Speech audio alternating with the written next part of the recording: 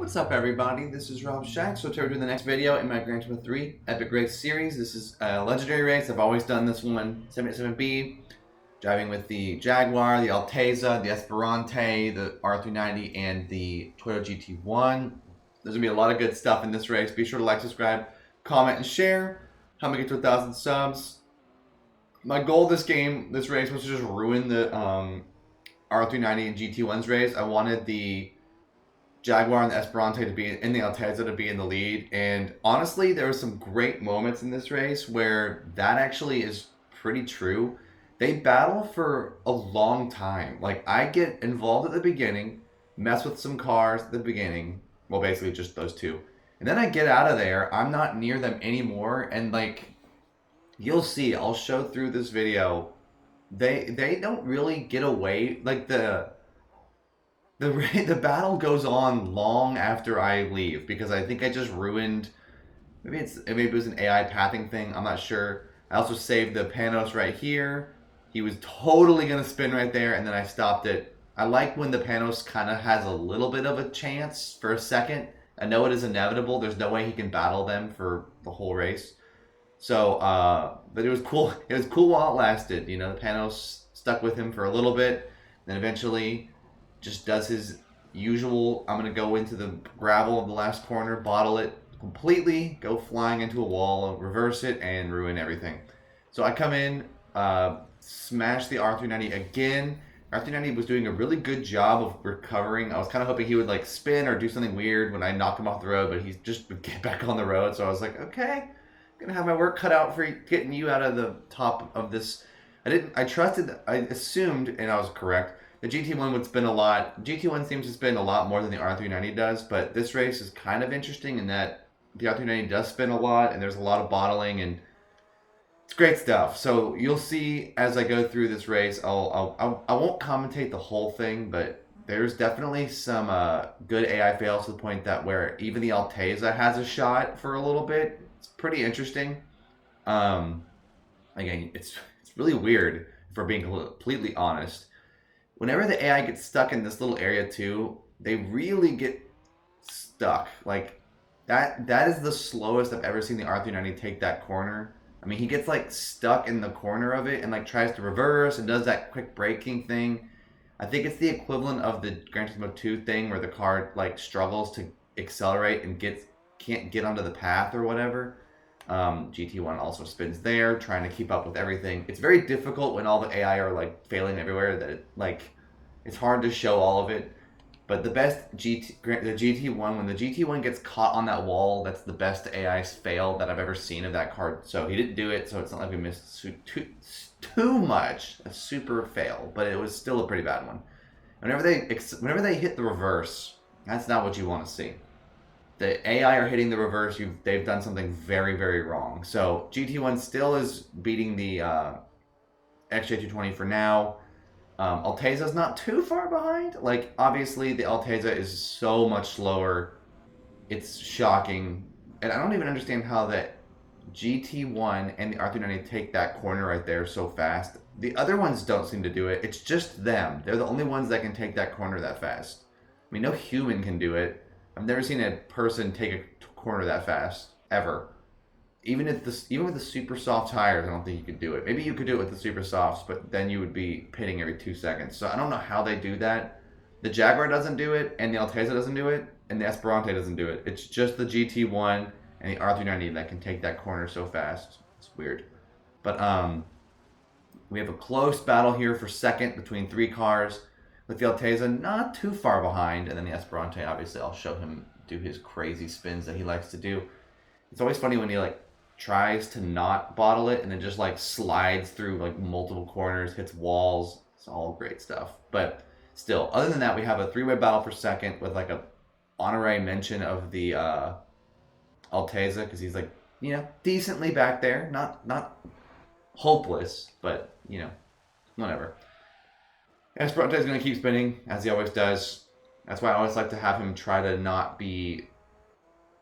Like, I don't want him to be completely just hopeless at the beginning of the race. That's why I like kind of trying to save him a little bit. But obviously we have the R390 now finally getting back around the XJ220, but then the XJ220 actually does a good corner here, except for when he doesn't brake on time. He actually braked terrible there and went off the road. I've seen worse. I've seen him spin doing that, but usually the R390 and the GT1 have this weird, they take that corner up to the corkscrew really well and then brake way too early for the corkscrew. So like I guess they make up for their inhumane god tier turning ability by having a terrible next turn, maybe? I don't know. But the GT1 now bottles that corner, so now they're all very close to each other right now. We'll see how it ends up going from here. GT1 is, obviously still in the running here for second place. We'll watch the Panos do another spin here, as he always does, or I don't know what's faster for him. Probably this is the second slowest. Oh, wait, no, that's terrible. If he reverses in the gravel, it's hopeless. So we do have that battle for second still. R390 is starting to pull away a little bit now. GT1 is still, obviously catching up to the, what's his name, Jaguar. Alteza's just kind of chilling, just kind of watching in the background here. Alteza's not out of it yet. Panos, of course, is going to spin like he always does. He's really all about the reversing this round. So this is probably the worst round that Panos has ever done. We've got the Toyota making that pass on the Jaguar on that corner where he goes super fast. Doesn't surprise me one little bit. And I am about to make the lap on the Panos, but then I hit the gravel there, so we'll just kind of move away from that. I had a good lap though later. I had a 112. It's pretty good. So R390 does a weird thing where he like half commits to spinning. So now he's right there with all three of them again. They're all very close again. GT1 gave the big boost to the R390, which he doesn't need. Definitely the fastest car of three of them. So I'm kind of always think that's funny when they just run into each other on that ghost track, So, works out. But we're still very close battle here for second. Obviously, they've been dabbling with each other here because people have been taking the lead and not over and over and over again. I think overall it's been the R390 more than the other two, but obviously he's still not quite, it's not quite over. I mean, they're definitely going to be way more, it's going to be close for a while. Panos is doing this weird spin where he just kind of drifts it backwards, really weird. But GT1 is still stuck behind the XJ220. See what he does here. Sometimes they do weird things on this corner, but it seems like the GT1's AI did okay there. But then he does a weird, that was a weird turn there. They both go flying. Oh, the Jaguar is getting close to spinning, but then he saves it.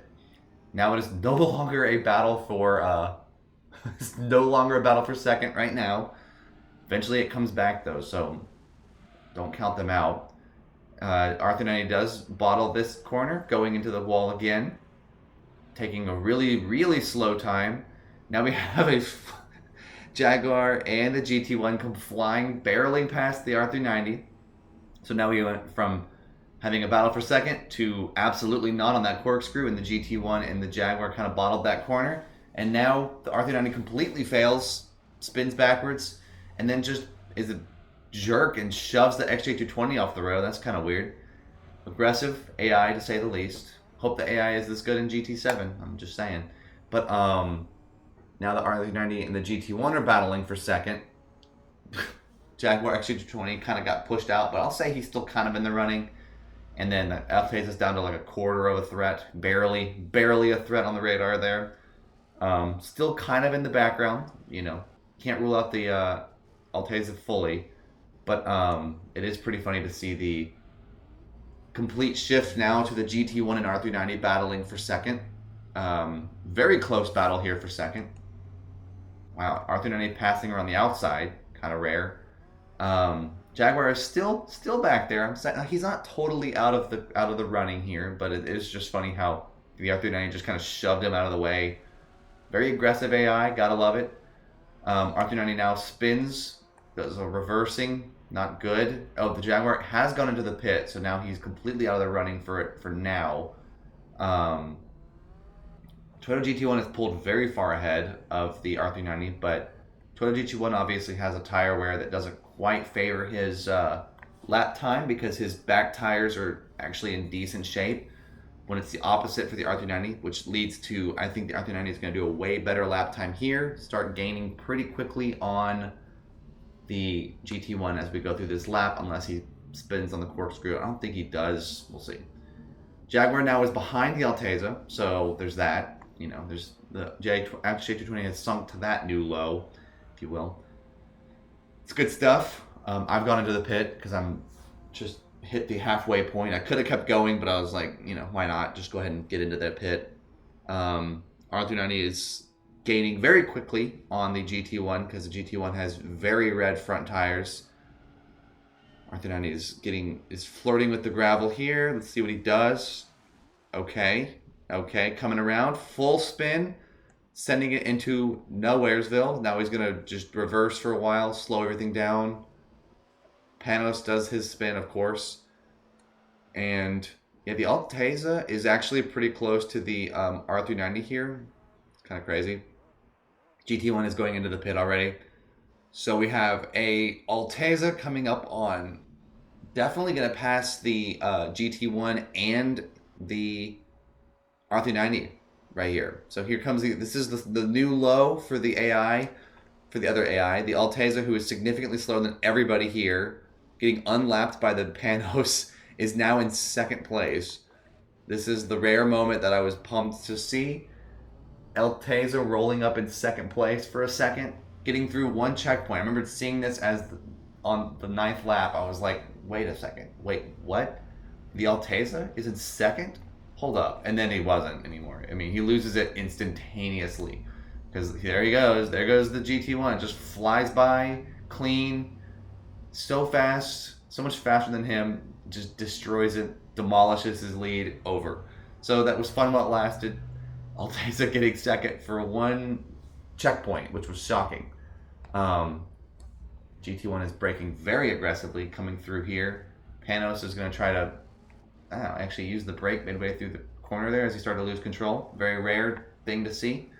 But GT1 now has it.